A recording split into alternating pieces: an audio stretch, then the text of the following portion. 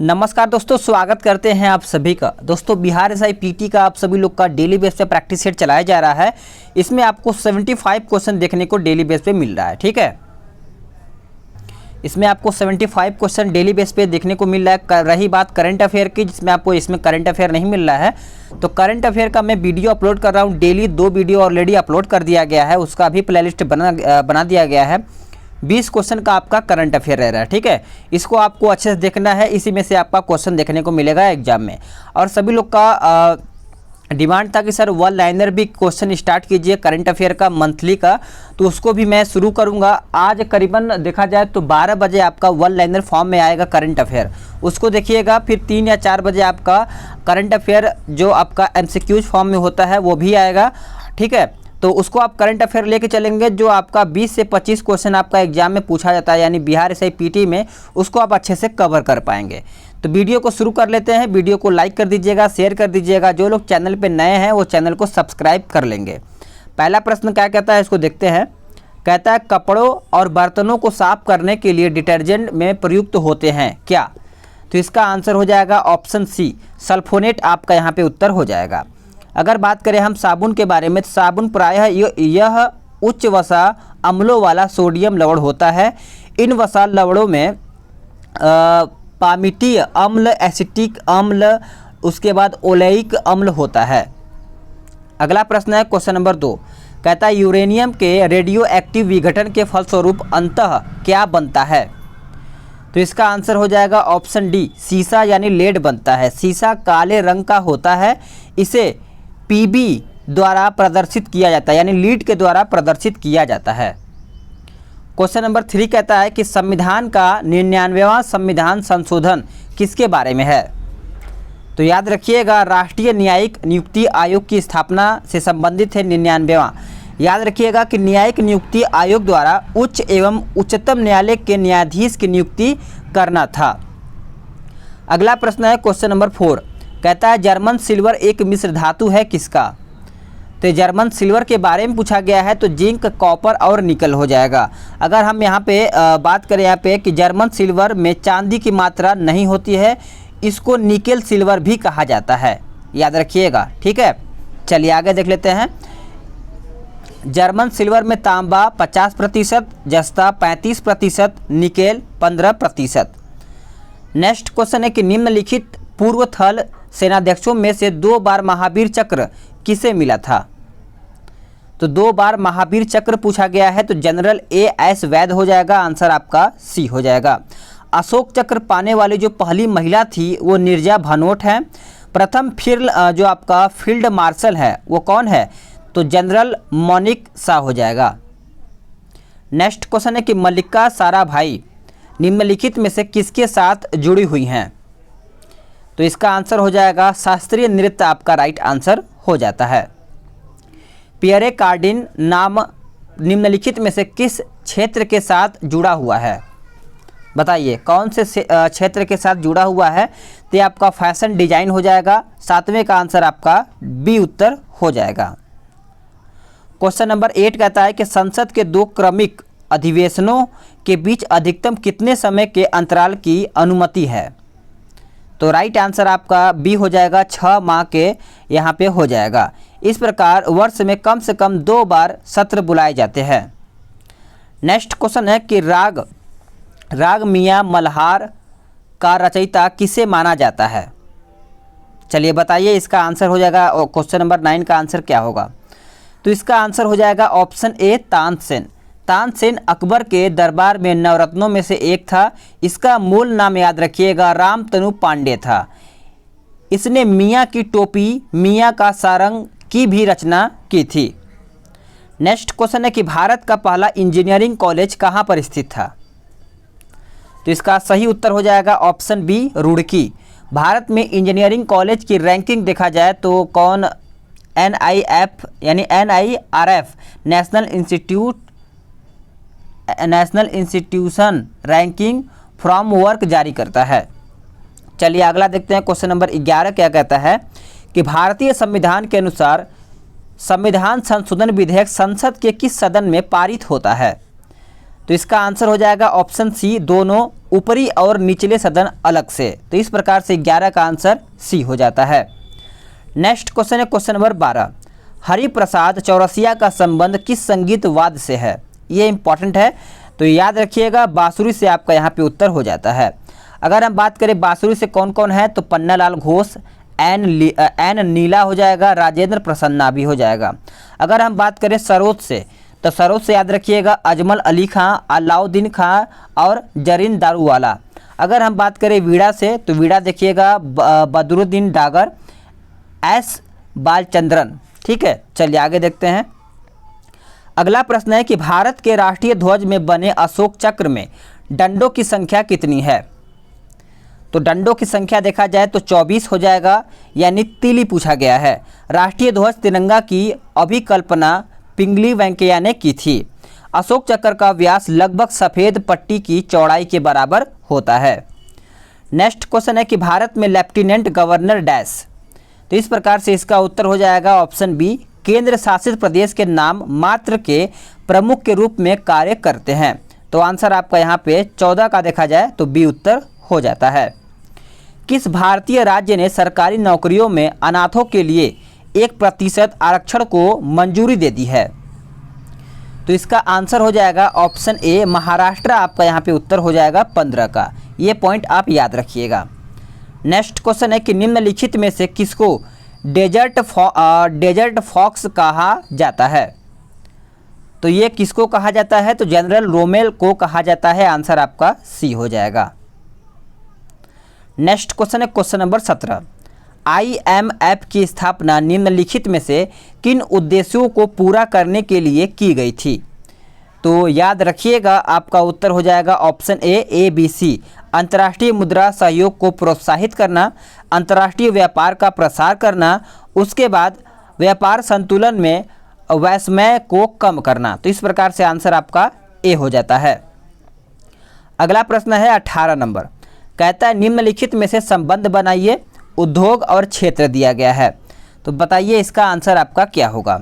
तो देखिए मूलभूत उद्योग आपका चला जाएगा पेट्रोलियम, सामरिक उद्योग आपका चला जाएगा शस्त्र और गोला बारूद, क्रांतिक उद्योग आपका चला जाएगा ऑटोमोबाइल चला जाएगा, और जो आपका माल आधारित उद्योग है ये आपका चला जाएगा उर्वरक में। तो इस प्रकार से इसका आंसर आपका 18 का देखा जाए तो डी हो जाएगा। नेक्स्ट क्वेश्चन है क्वेश्चन नंबर 19, कहता है कि भारत में सिंचाई की सबसे लंबी नहर का नाम क्या है? तो उसका नाम याद रखिएगा इंदिरा गांधी नहर हो जाएगा। इंदिरा गांधी नहर भारत में सिंचाई की सबसे लंबी नहर है। यह सतलज नदी पर स्थित है। इससे राजस्थान, पंजाब, हरियाणा को ज़्यादा लाभ पहुंचता है। नेक्स्ट क्वेश्चन है कि इनमें से कौन सा लोकतांत्रिक देश नहीं है? तो लोकतांत्रिक पूछा गया है तो आपका चीन हो जाएगा। चीन लोकतांत्रिक देश नहीं है। चीन में साम्यवादी गणतंत्रात्मक शासन व्यवस्था होता है। अगला प्रश्न है कि लोकसभा का चुनाव लड़ने वाले प्रत्याशी के लिए निर्धारित जो न्यूनतम आयु है वो क्या रखा गया है? तो लोकसभा तो याद रखिएगा कम से कम 25 वर्ष आपका यहाँ पे होना चाहिए। लोकसभा 25 वर्ष, विधानसभा 25 वर्ष। उसके बाद बात करेंगे हम राज्यसभा के बारे में, तो राज्यसभा 30 वर्ष और राज्य विधान परिषद आपका 30 वर्ष हो जाएगा। अगर हम पंचायत सदस्य मुखिया की बात करें तो 21 वर्ष होना चाहिए। अगर हम राष्ट्रपति की बात करें तो 35 वर्ष होनी चाहिए। नेक्स्ट क्वेश्चन है कि भारत की स्टैंड अप योजना की मंशा क्या है? तो स्टैंड अप याद रखिएगा आंसर आपका बी हो जाएगा, अनुसूचित जाति या फिर अनुसूचित जनजाति और महिला उद्यमियों के बीच उद्यमशीलता को बढ़ावा देना। तो इस प्रकार से इसका आंसर आपका यहाँ पे बी उत्तर हो जाएगा। नेक्स्ट क्वेश्चन है क्वेश्चन नंबर 23, कहता है निम्नलिखित में से कौन सा कर संविधान द्वारा केवल पूर्णतः केंद्र सरकार को सौंपा गया है? तो इसका आंसर हो जाएगा ऑप्शन डी, निगम कर। क्या हो जाएगा? निगम कर आपका यहाँ पे उत्तर हो जाएगा। निगम कर एक प्रकार का प्रत्यक्ष कर है, ये पॉइंट आपको याद रखना पड़ेगा। निगम कर, आयकर, उपहार कर, उत्तराधिकारी कर, प्रत्यक्ष कर के उदाहरण होते हैं। नेक्स्ट क्वेश्चन है कि भारत के नियंत्रक एवं महालेखा परीक्षक की नियुक्ति की अवधि कितनी होती है? तो इसका आंसर हो जाएगा ऑप्शन ए, 6 वर्ष का यहाँ पे होता है। राष्ट्रपति अनुच्छेद 148 के तहत नियंत्रक एवं महालेखा परीक्षक की नियुक्ति करता है। यह भारत के सार्वजनिक धनों का संरक्षक होता है। नेक्स्ट क्वेश्चन है कि बिना दुर्ग के एकमात्र सिंधु नगर कौन सा था। चलिए बताइए इसका सही आंसर आपका क्या हो जाएगा। तो आपका डी उत्तर हो जाएगा चनहूदड़ो।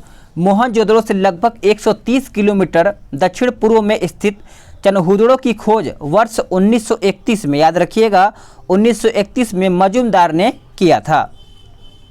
नेक्स्ट क्वेश्चन है कि अशोक ने तृतीय बौद्ध परिषद कहाँ बुलाई थी। तो ये कहाँ पर बुलाया था, तो पाटलिपुत्र में बुलाया था। ये आपका यहाँ पे उत्तर हो जाएगा। तृतीय बौद्ध संगीति का आयोजन वर्ष 251 ईस्वी में पाटलिपुत्र में किया गया था। नेक्स्ट क्वेश्चन है कि सिकंदर महान का शिक्षक कौन था।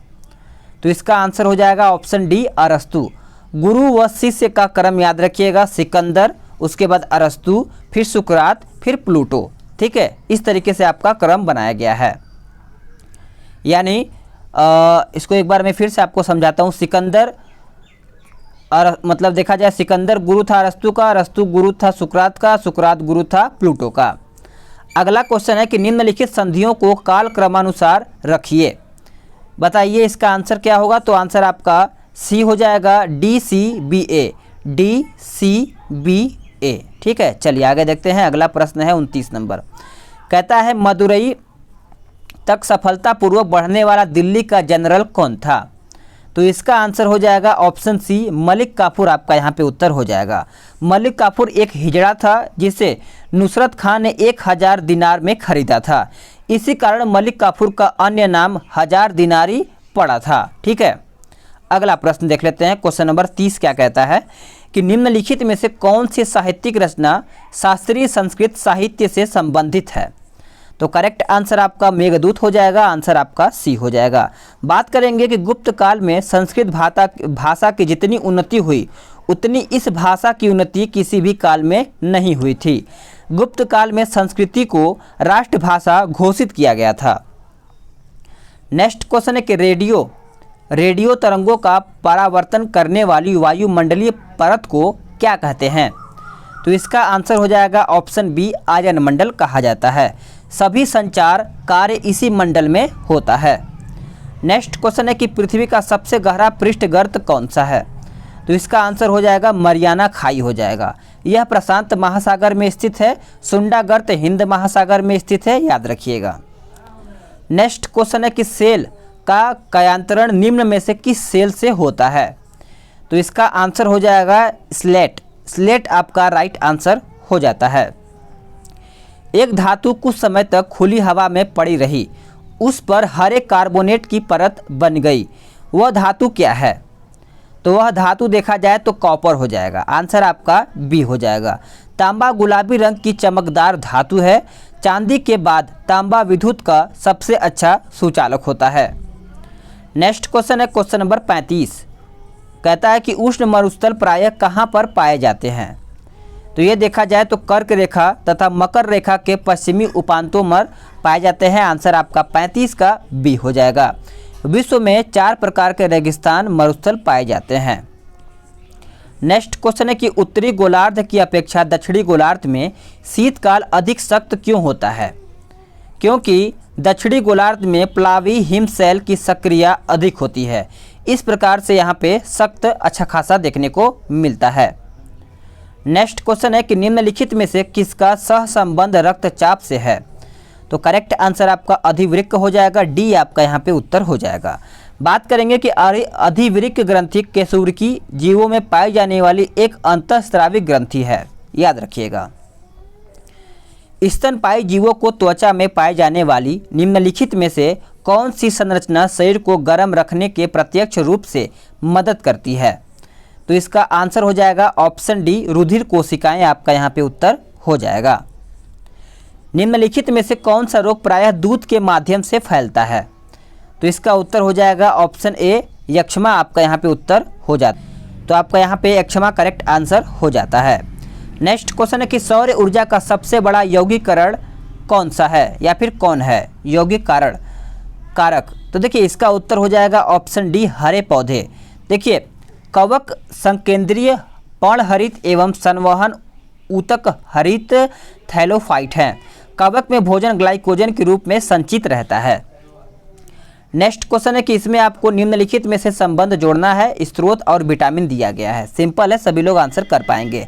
हरी पत्तेदार सब्जियां आपको ए में चला जाएगा, ठीक है। और देखा जाए तो कच्ची पत्ता गोभी आपका चला जाएगा किसमें, सी में चला जाएगा। और बात करें कि मदकार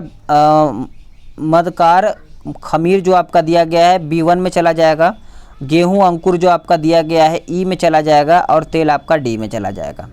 चलिए आगे देखते हैं। कहता है ऊतक संवर्धन का सही वर्णक निम्नलिखित में से कौन सा है। तो इसका आंसर हो जाएगा ऑप्शन बी, उद्यान कृषि की फसलों का विकास और प्रसार। आंसर आपका 42 का देखा जाए तो बी हो जाएगा। आगे देखते हैं। क्रायोजेनिक किससे संबंधित विज्ञान है। क्रायोजेनिक के बारे में पूछा गया है तो निम्न तापमान मारिएगा, आंसर आपका बी हो जाएगा। इसका शाब्दिक अर्थ निम्न तापकीय होता है। यह बर्फ के समान शीतलता प्रदान करता है। नेक्स्ट क्वेश्चन है कि द्रव्यमान ऊर्जा संबंध किसका निष्कर्ष है या फिर निष्कर्ष है। तो इसका सही आंसर हो जाएगा ऑप्शन बी, सापेक्षता का सामान्य सिद्धांत हो जाएगा। आंसर आपका यहाँ पे बी उत्तर हो जाएगा। नेक्स्ट क्वेश्चन है कि राष्ट्रीय जल मिशन जलवायु परिवर्तन पर राष्ट्रीय कार्य योजना के तहत गठित किया गया है और इसे माननीय प्रधानमंत्री द्वारा किस साल शुरू किया गया। तो इसका सही आंसर हो जाएगा 2008 में शुरू किया गया था। इस प्रकार से आंसर आपका सी हो जाएगा। नेक्स्ट क्वेश्चन है क्वेश्चन नंबर 46। कहता है मुंबई वासियों के लिए भारतीय डाक सेवा द्वारा शुरू किए गए माई स्टैम्प्स की मुख्य जो विशेषता है वो क्या है। तो मुख्य विशेषता के बारे में याद रखिएगा, अपनी व्यक्तिगत डाक स्टैम्प प्राप्त करो। तो आंसर आपका 46 का सी उत्तर हो जाएगा। नेक्स्ट क्वेश्चन है 47। कहता है विश्व बैंक ने भारत को 15 दिसंबर 2015 को डैश के लिए अमेरिकी 1.5 बिलियन डॉलर का ऋण स्वीकृत किया है। तो इसका आंसर हो जाएगा ऑप्शन ए, स्वतंत्र यानी माफ़ कीजिएगा स्वच्छ भारत अभियान यानी स्वच्छ भारत मिशन आपका यहाँ पे उत्तर हो जाएगा। नेक्स्ट क्वेश्चन है कि निम्नलिखित किस शहर में बिम्स्टेक आपदा प्रबंधन अभ्यास 2020 आयोजित किया गया है। तो इसका आंसर हो जाएगा भुवनेश्वर। अगला क्वेश्चन, छात्रों में पढ़ाई की आदतों को बढ़ावा देने के लिए हरियाणा सरकार ने कौन से मिशन का शुभारंभ किया है। चलिए बताइए इसका आंसर क्या हो जाएगा 49 का।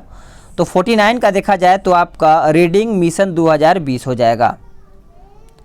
अगला प्रश्न है कि एशिया का सबसे बड़ा सौर ऊर्जा पार्क कौन सा है।